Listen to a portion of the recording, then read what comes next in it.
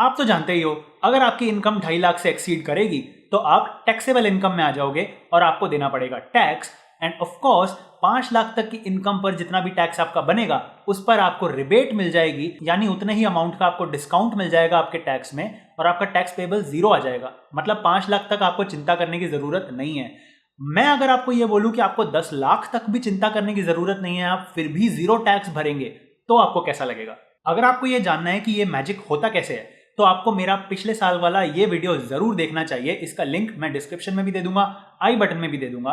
इस वीडियो में मैंने आपको ये बताया है कि एग्जैक्टली क्या क्या डिडक्शंस क्लेम करके आप अपनी 10 लाख की ग्रॉस इनकम को 5 लाख तक की नेट टैक्सेबल इनकम में कैसे बदल सकते हैं, यानी अपनी इनकम कम कैसे दिखा सकते हैं और फिर 5 लाख तक की इनकम पर जो टैक्स बनेगा उसका आपको पूरा डिस्काउंट मिल जाएगा और अल्टीमेटली आपका टैक्स हो जाएगा 0। तो आज के वीडियो में मैं आपको बताऊंगा सेक्शन 80C के बारे में, क्योंकि ये बहुत अच्छा सेक्शन है। ये आपकी टैक्सेबल इनकम को सीधा 1.5 लाख से घटा देता है, यानी 1.5 लाख तक की वो इनकम आपकी इनकम मानी ही नहीं जाएगी, तो उस पर टैक्स भी नहीं लगेगा। बट इसको अवेल करने के चक्कर में आपको कुछ इन्वेस्टमेंट करने पड़ते हैं, जैसे पीपीएफ हो गया, एनपीएस हो गया, सुकन्या समृद्धि योजना हो गया। सारे नहीं करने, आपको सिर्फ 1.5 लाख तक का इन्वेस्टमेंट करना है 1 साल में। बट क्वेश्चन ये आता है कि पीपीएफ चूज करें, एनपीएस चूज करें, सुकन्या समृद्धि योजना चूज करें या फिर बिना कुछ इन्वेस्टमेंट करे भी क्या हम ये डिडक्शन क्लेम कर सकते हैं? जी हाँ, हम क्लेम कर सकते हैं। तो सबसे पहले मैं आपको बताऊंगा आप बिना कोई एक्स्ट्रा इन्वेस्टमेंट करे ये 1.5 लाख का डिडक्शन कैसे क्लेम कर सकते हो। अगर फिर भी आप नहीं कर पा रहे हो तो मजबूरी में आपको कौन सा इन्वेस्टमेंट पहले पिक करना चाहिए जिसमें आपको सबसे ज्यादा फायदा हो, वो भी मैं आपको बताऊंगा। तो देरी किस बात की है, शुरू करते हैं। और अगर आपको वीडियो के एंड में लगे कि आपने कुछ तो सीखा है तो प्लीज एक लाइक बटन दबा के हमें मोटिवेट जरूर करना।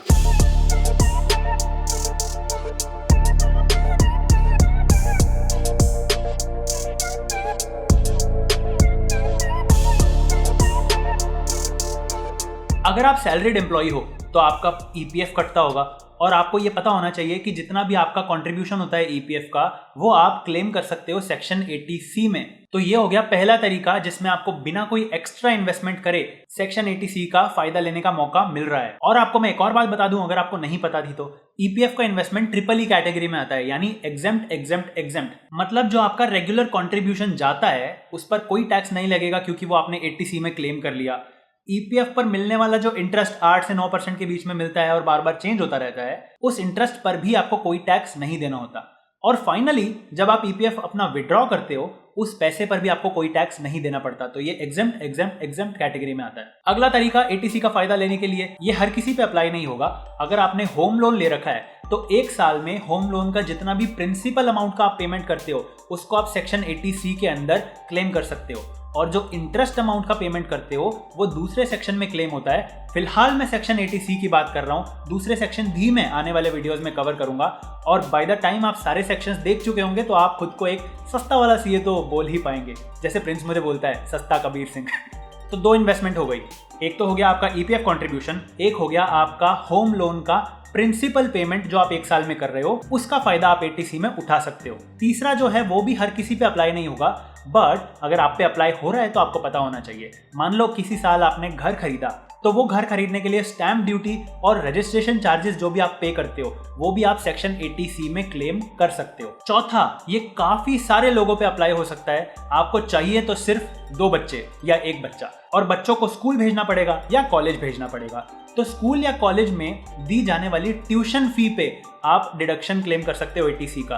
ट्यूशन फी से मेरा क्या मतलब है, फी बुकलेट में बहुत सारे कंपोनेंट्स होते हैं और जो फाइनल अमाउंट पे करते हो, मैं उस फी की बात नहीं कर रहा हूँ। उन कंपोनेंट्स में से ट्यूशन फी का हिस्सा जो भी आप पे कर रहे हो, सिर्फ उस पे आप 80C का डिडक्शन ले सकते हो। ये मैक्सिमम 2 बच्चे पर पेरेंट अलाउड है। यानी अज्यूम करो मैंने शादी कर ली और मेरे बच्चे हैं 4, तो मैं अपने 2 बच्चों के लिए वो डिडक्शन क्लेम कर सकता हूं, और मेरी वाइफ अगर वो टैक्स पेयर है तो वो बाकी 2 बच्चों के लिए भी वो ट्यूशन फी का डिडक्शन क्लेम कर सकती है। बट मैं as an individual taxpayer 2 बच्चों से ज्यादा का डिडक्शन क्लेम नहीं कर सकता। और फिलहाल मेरी शादी नहीं हुई है अगर आप सोच रहे थे तो।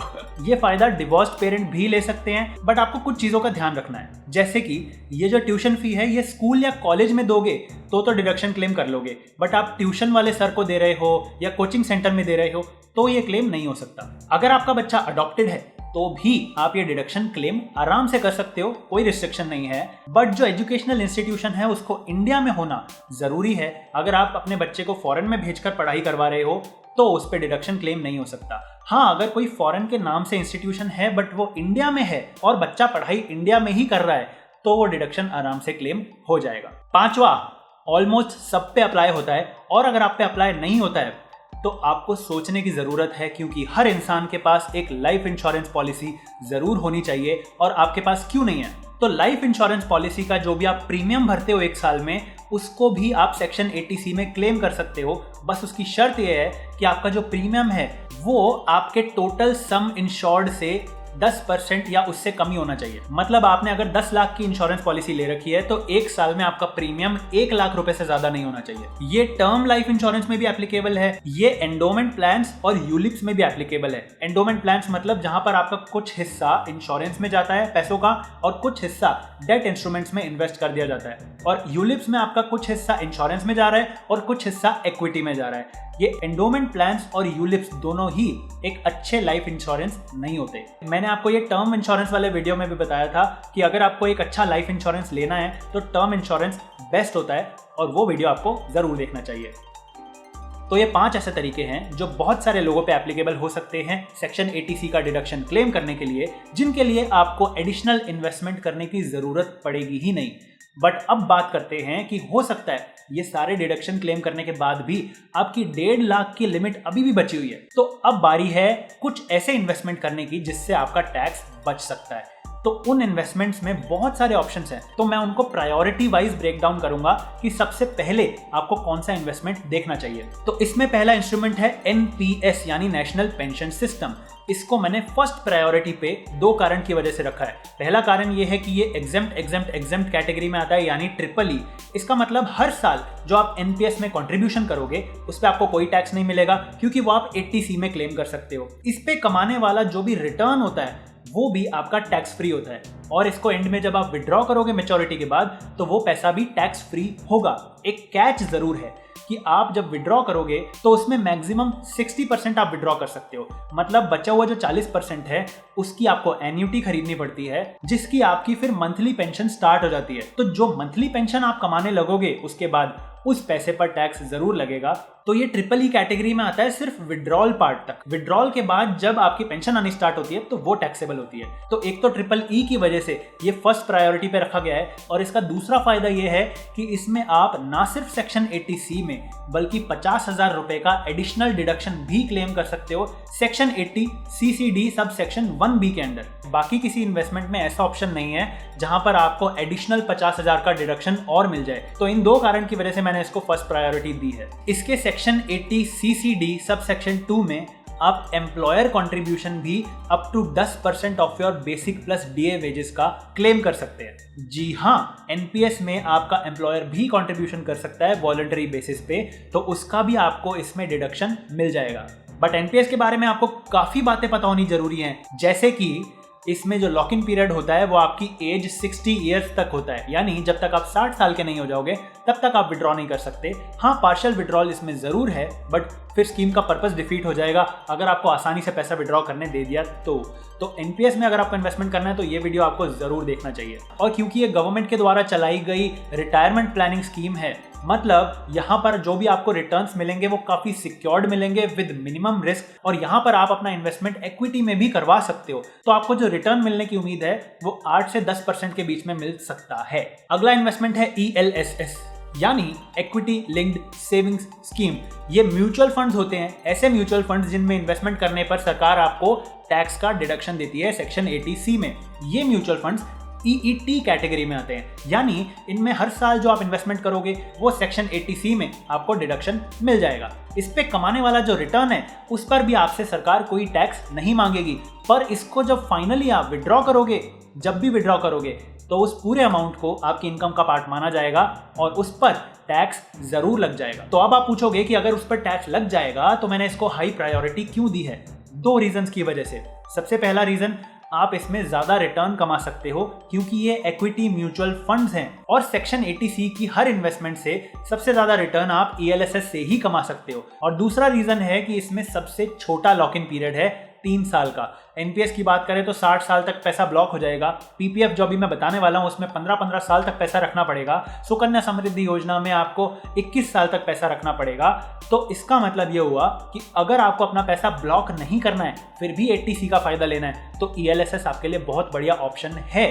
अगला जो इन्वेस्टमेंट है वो है सुकन्या समृद्धि योजना। ये अकाउंट आप एक गर्ल चाइल्ड के लिए खोल सकते हो, बड़ी होकर उसके शादी और एजुकेशन के एक्सपेंसेस को फंड करने के लिए। इस पर भी मैंने इन डेप्थ वीडियो बना रखा है, वो आपको देखना चाहिए अगर आप इसमें इन्वेस्टमेंट करने का सोच रहे हो। तो इस पे कमाने वाला जो इंटरेस्ट है वो 8% के आसपास वेरी करता है। फिलहाल इकोनॉमी बहुत गिर रही है, लॉकडाउन चल रहा है, कोरोना वायरस आ रखा है, इस वजह से ये इंटरेस्ट थोड़ा सा नीचे गिरा जरूर है, बट यूजुअली ये 8% के आसपास रहता है और क्वार्टरली चेंज होता रहता है। और इसमें लॉक इन पीरियड मैंने आपको बता दिया 21 साल तक का है।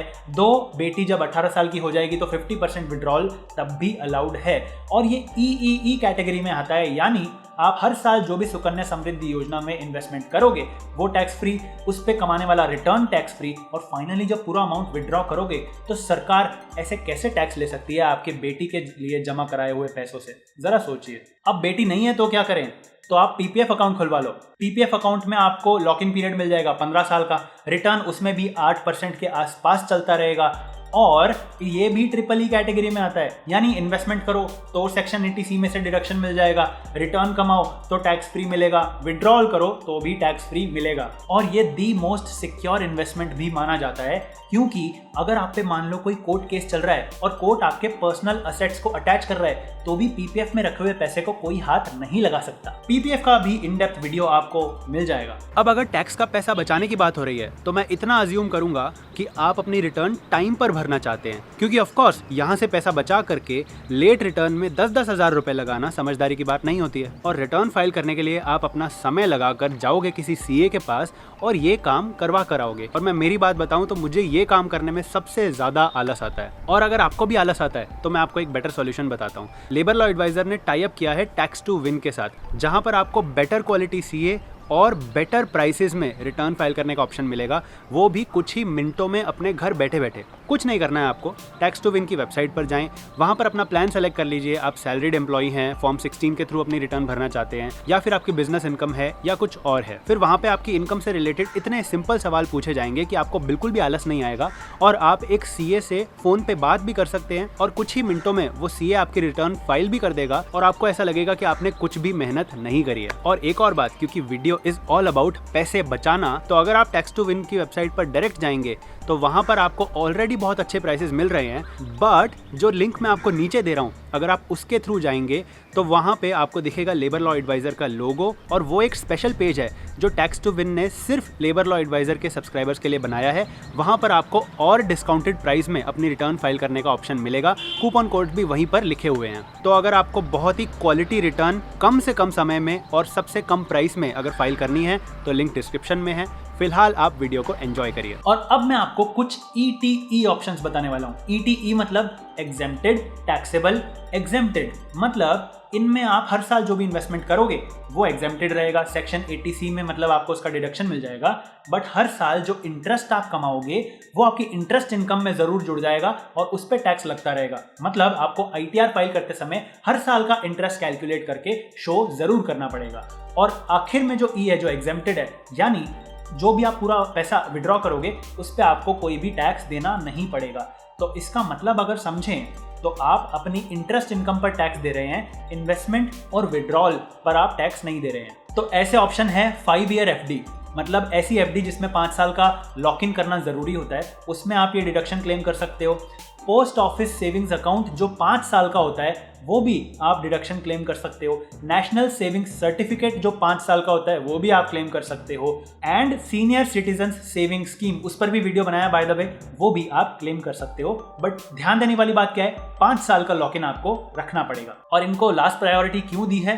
क्योंकि ये बहुत ओल्ड फैशन हो चुके हैं। सीनियर सिटीजन सेविंग स्कीम का फिर भी आज ज़्यादा यूज़ है बाकी चीज़ों से, बट जब इतनी अच्छी अच्छी चीज़ें अवेलेबल हैं तो 5 ईयर एफडी और पोस्ट ऑफिस सेविंग अकाउंट आजकल लोग इतना प्रेफर नहीं करते हैं, क्योंकि इस पे जो रिटर्न है वो बहुत कम मिलता है और उस रिटर्न पर भी आपका टैक्स लग रहा है। मतलब आप सोचिए कि 7-8% का रिटर्न अगर मिल रहा है और उस पर भी टैक्स लग जाए तो 5-6% का रिटर्न आप कमा रहे हैं, जो कि बहुत ही बुरा है। 5% तो महंगाई है, और अगर आप 5% रिटर्न कमा रहे हैं तो आपका पैसा ग्रो नहीं कर रहा है। और इसीलिए मैंने आपको स्टार्टिंग में बोला था इन्वेस्टमेंट्स बहुत सारी हैं, पर आपको ये ध्यान देना पड़ेगा कि पहले कौन सी को प्रायोरिटी दें जिसमें हम ज़्यादा से ज़्यादा रिटर्न भी कमा लें और अपना ज़्यादा से ज़्यादा टैक्स भी बचा लें। तो अगर आपको ये वीडियो पसंद आया है तो प्लीज़ लाइक का बटन दबाएं और हमें मोटिवेट करें, ताकि मैं आपके लिए इनकम टैक्स बचाने के और नुस्खे लेकर आता रहूं।